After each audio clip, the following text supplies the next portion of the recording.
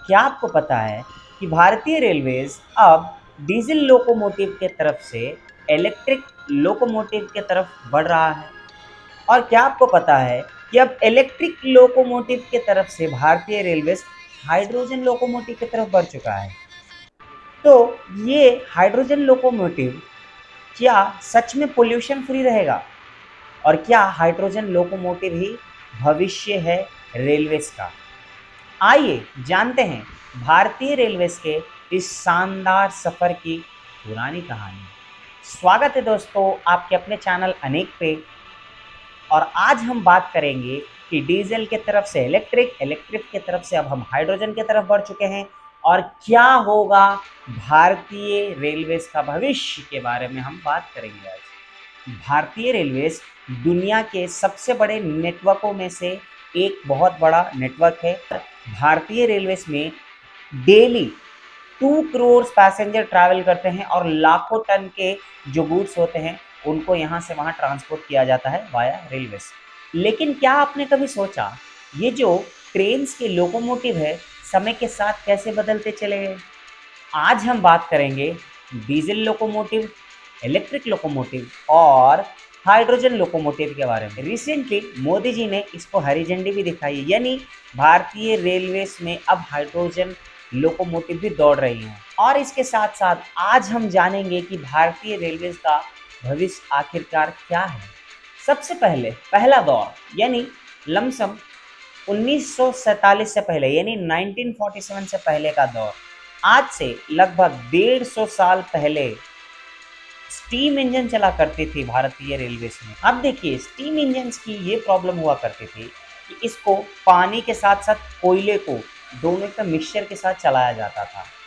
अब ये ट्रेन चलती तो थी मगर बहुत ज़्यादा पोल्यूशन फैलाती थी ये ट्रेन, प्लस इसका मेंटेनेंस बहुत महंगा था, साथ ही साथ इसकी जो स्पीड थी बहुत कम थी। इसीलिए रेलवेज ने नया विकल्प ढूंढा।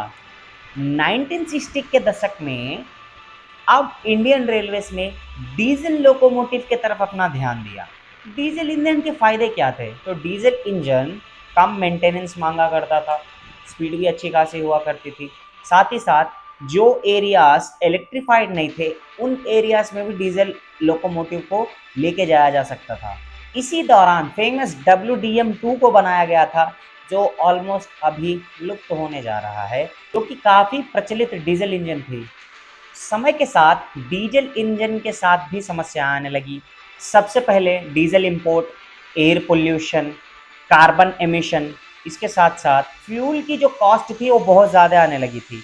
भारत हर साल अरबों में डॉलर खर्चा करता है वो भी डीजल इंपोर्ट करने के लिए। इसीलिए भारतीय रेलवेज ने अब सोचा कि डीजल से नहीं, अब हम इलेक्ट्रिफिकेशन की तरफ आगे बढ़ेंगे।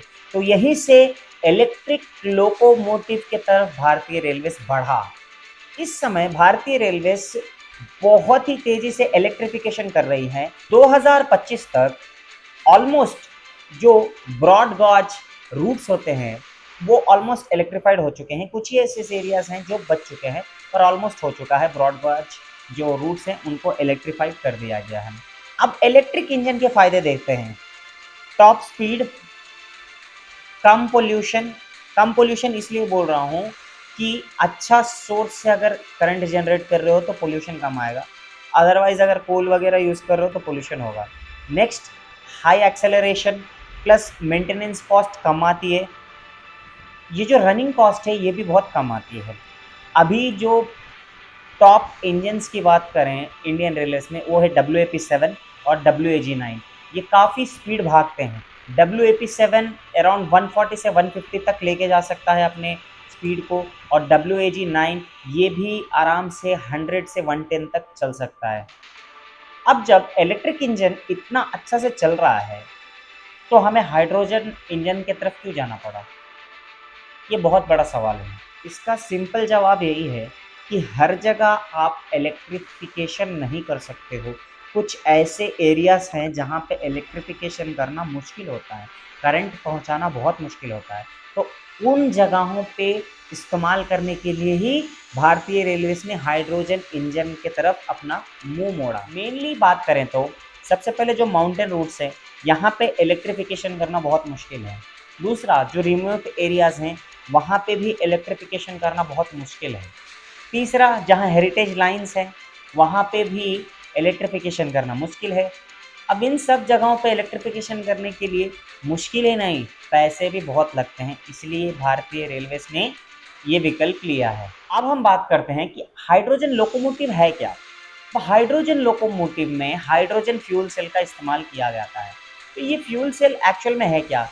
कुछ नहीं, हाइड्रोजन और ऑक्सीजन के बीच में केमिकल रिएक्शन कराया जाता है और इसी केमिकल रिएक्शन से एनर्जी प्रोड्यूस होता है, जिससे इंजन आगे मूव करती है। इसका जो बाई प्रोडक्ट है वो सिंपली वाटर वेपर है।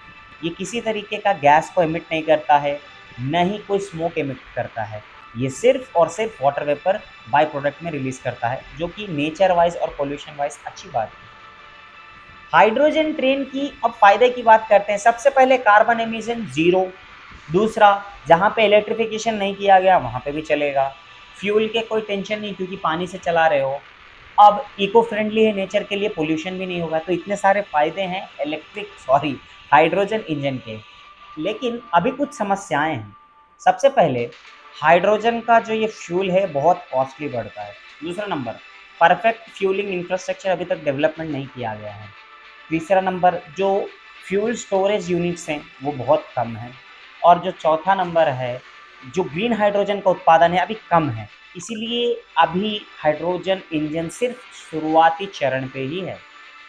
अभी भारतवर्ष ने इजीली हाइड्रोजन इंजन को डेवलप कर लिया है और अभी हरियाणा के जिंद से लेकर के सोनीपत के मार्ग पे इसको चलाया जा रहा है। और इस मार्ग पे इसलिए चलाया जा रहा है क्योंकि अभी कंप्लीट इलेक्ट्रिफिकेशन इस रूट पे नहीं हुआ है, इसीलिए इसी एरिया को चूज़ किया गया। और अब रिजल्ट्स देखेंगे कि हाँ ढंग से काम कर रहा है कि नहीं, मतलब कहीं बंद तो नहीं हो जा रहा है इंजन, स्पीड कैसा है, उसी के टेस्टिंग के लिए अभी यहाँ पे इस इंजन को मतलब चलाया जा रहा है। टेस्टिंग में समझ लीजिए एक हिसाब से भारत ने इसको अभी यूज़ किया है। क्या पता अगर ये परीक्षण सफल हो जाता है तो भारत को एक बहुत बड़ी अचीवमेंट मिलेगी और ये जो मतलब हम पोल्यूशन फैला रहे हैं या जो इलेक्ट्रिक मार्ग हमको करने में इतना पैसा लग रहा है वो नहीं होगा और भारत का भविष्य अच्छा रहेगा।